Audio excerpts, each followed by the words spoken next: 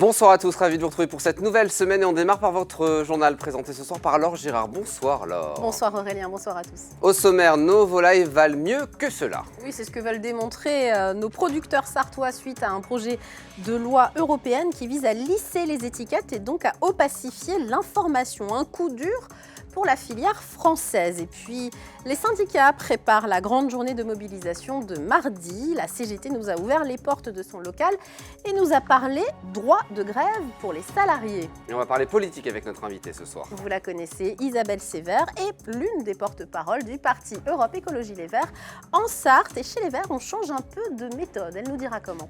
Mais alors, on ouvre ce journal avec un coup de gueule. Celui des producteurs de volailles sartois. Un projet de loi européenne viserait à rendre plus opaques les étiquetages et donc les bonnes pratiques locales et françaises. Inadmissible pour Yves de la Fouchardière, directeur de la coopérative des poules et fermiers de Loué. Des propos recueillis par Hélène Galliana. La filière française serait, selon l'Association nationale interprofessionnelle de la volaille de chair, la première impactée par cette mesure. La raison ? Un changement des normes d'étiquetage européennes qui risquerait, selon le syndicat professionnel, de mal identifier les modes d'élevage des volailles. La Sarthe, berceau des poulets de Loué, n'y trouve pas son compte non plus. Il existe une réglementation très claire depuis pas mal d'années, depuis bientôt 30 ans, qui permet de définir les modes d'élevage, comme on le fait à Loué, élevé en liberté par exemple, fermier élevé en liberté, fermier élevé en plein air, ou deux autres modes d'élevage qui sont très clairs, très bien définis.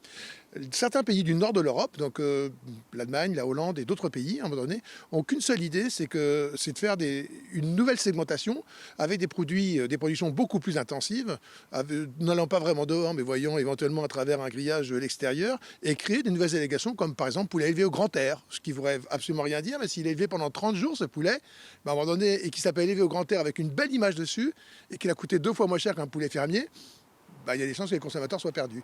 Et ça, il ne faut pas. Ils craignent que ce nouvel étiquetage nuise aux filières label rouge ou bio. Députés et sénateurs sartois se mobilisent contre ce projet aux côtés de Christelle Morancet, présidente de la région Pays de la Loire.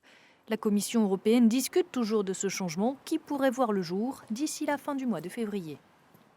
Un mot à présent du centre de cancérologie de la Sarthe, entièrement ouvert au public depuis aujourd'hui, Laure. Ça y est, après l'ouverture d'une première aile du bâtiment le 17 octobre dernier, voici que l'aile B est enfin opérationnelle et peut recevoir les patients.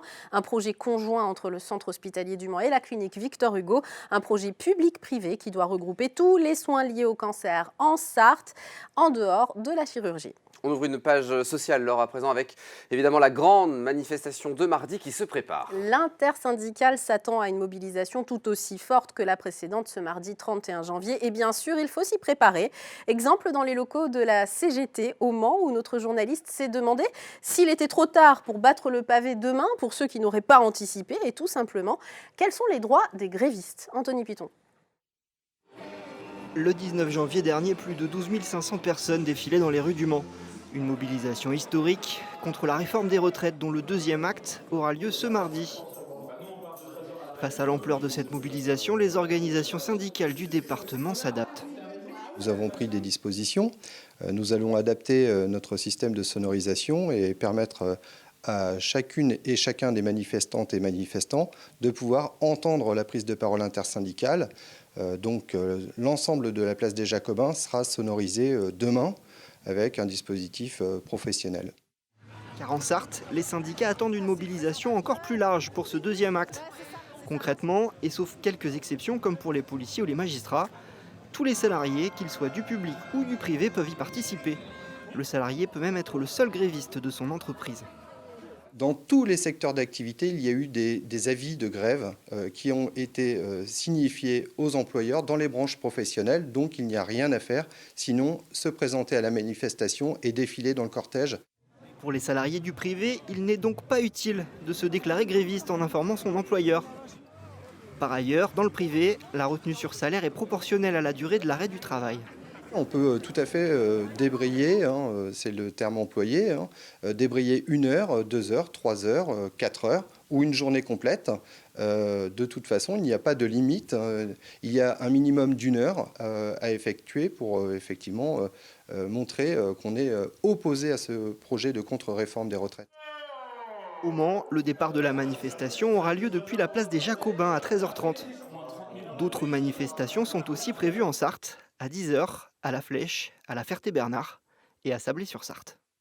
Et parmi les mécontents demain, Laure, il y a les fonctionnaires territoriaux. Oui, notamment le personnel du service population de la ville du Mans qui déclare dans un communiqué travailler dans des conditions dégradées, promiscuité, bruit incessant et surcharge de travail liée à l'augmentation des demandes de carte d'identité et de passeport. Ils ont prévu de voir leur patron, le maire du Mans, Stéphane Le Foll, ce mardi matin pour trouver des solutions. Stéphane Le Foll qui nous a répondu sur le sujet vendredi dernier, renvoyant la balle à l'État. On l'écoute. Avant, c'était les préfectures qui faisaient ça. Oui. Ils délèguent ça aux mairies. Ok, on prend, on organise. Mais c'est toujours les préfectures qui donnent à la fin et les machines et qui sont les détenteurs de la délivrance du passeport ou de la carte d'identité. Résultat, nous, on se retrouve à se faire engueuler parce que les gens ne comprennent pas sur un service qu'on nous a demandé de rendre, mais on ne nous donne pas les moyens de le rendre et on se retrouve avec des files d'attente et puis des gens qui n'arrêtent pas. Alors, pour les salariés, c'est compliqué, je le sais. Pour le maire, c'est tous les jours que j'ai des gens qui me demandent « tu pourrais pas faire quelque chose ?» Et je leur dis « mais qu'est-ce que je peux faire ?» Parce que de toute façon, les délais sont donnés par la préfecture et on se retrouve donc à gérer un problème qui est lié à un transfert de l'État, mais qui ne s'est pas donné, lui, les moyens, qui ne les a pas donnés aux collectivités. Une mobilisation aussi dans les transports pour demain, Laure. Oui, Aurélien, l'expression est éculée, mais une journée noire est prévue dans les transports, notamment à la CETRAM. Un tramway toutes les 18 minutes en journée et la plupart des lignes de bus sont perturbées au Mans. À noter, le cortège, la manifestation est prévue à 13h30 à partir de la place des Jacobins en direction de la préfecture, puis de la gare pour revenir vers le centre-ville en passant par les quais.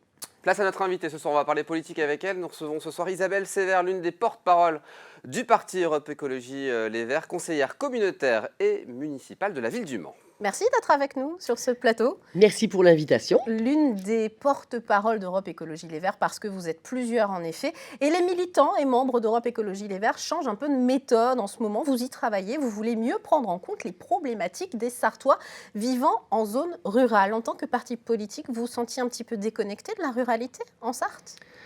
Non, je crois qu'on n'est pas déconnecté de la ruralité. On prend bien la mesure des problématiques qui touchent la ruralité, que ce soit en termes de déplacement, que ce soit en termes de qualité de vie, enfin surtout les déplacements. Mais c'est vrai que, voilà, je pense que pendant assez longtemps, Europe Écologie Les Verts, quels que soient les territoires, d'ailleurs, c'est plutôt centré sur les centres-villes, parce qu'on avait des problématiques liées, par exemple, au vélo, etc., qui étaient peut-être plus des problématiques urbaines. Mais je pense que dans nos thématiques, dans nos programmes, on a quand même cette volonté déjà d'essayer d'ouvrir vers la ruralité. Après, il faut qu'on ait les forces, il faut qu'on s'organise. Il faut le savoir, faut le faire savoir. Il faut le faire savoir. Et puis, ça ne vous a pas échappé qu'on a été beaucoup pris là, par des séquences électorales ces 2 dernières années qui nous ont un petit peu phagocytés en interne sur, effectivement, les territoires plutôt urbains, là où les forces sont plus présentes. Il faut quand même être honnête avec ça. Et là, c'est vrai qu'on s'est dit, il faut absolument qu'on s'ouvre et sur le périurbain et sur la ruralité. On a des adhérents qui habitent à la Ferté-Bernard. Alors, comment on fait concrètement ? On bat le pavé ? On va sonner chez les gens. On est allé déjà à la fin de l'été à Sablé. On a été faire un tractage à Sablé. On a été plutôt bien accueillis. Il y a eu d'ailleurs un article dans les nouvelles de Sablé. Là, on va essayer d'aller peut-être du côté de Loué ou à nouveau de Sablé pour faire peut-être une réunion publique. On a essayé vous voyez, j'ai mon petit calendrier d'action qui est mis en place. On va essayer de travailler sur des thématiques aussi qui intéressent les gens dans la ruralité. Alors, je pense aux méthaniseurs, par exemple. Il y a des sujets. Il y a plein de sujets sur le territoire. On va en prendre un d'actualité qui intéresse de près votre parti et les militants. Ce sont les projets de grands entrepôts logistiques. Il y en a un petit peu partout dans la Sarthe. Il y en a sur la métropole, à la Millesse et à Trangé, validés en conseil communautaire. Je vous propose d'écouter un court extrait d'une interview de Stéphane Le Foll sur ce sujet. Le projet de Trangé, qui était un projet privé, Agrial avait vendu à une société de promotion privée. On l'a travaillé pour qu'il corresponde à l'objectif qu'on s'était fixé en termes de production photovoltaïque en particulier. Et il y a bien sûr aussi des aménagements encore à faire sur l'insertion végétale, visuelle. Après, si pour ceux qui s'y opposent, de toute façon, c'est la logique de la ZAD, bon, très bien, chacun assume aussi ses responsabilités. Une réaction sur cette position, ce positionnement?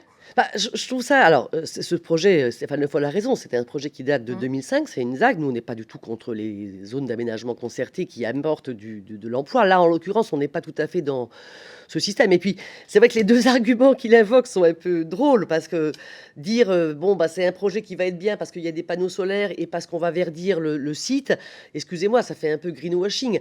Là, l'enjeu, c'est de dire, mais en quoi ce projet-là est une plus-value pour le territoire. Et c'est sur des projets comme ça que vous voulez vous battre plus, notamment sur les territoires ruraux? Je pense qu'il y a... Alors, d'abord, il y a d'autres collectifs que nous, partis, qui travaillent là-dessus, et il faut les soutenir, ces collectifs.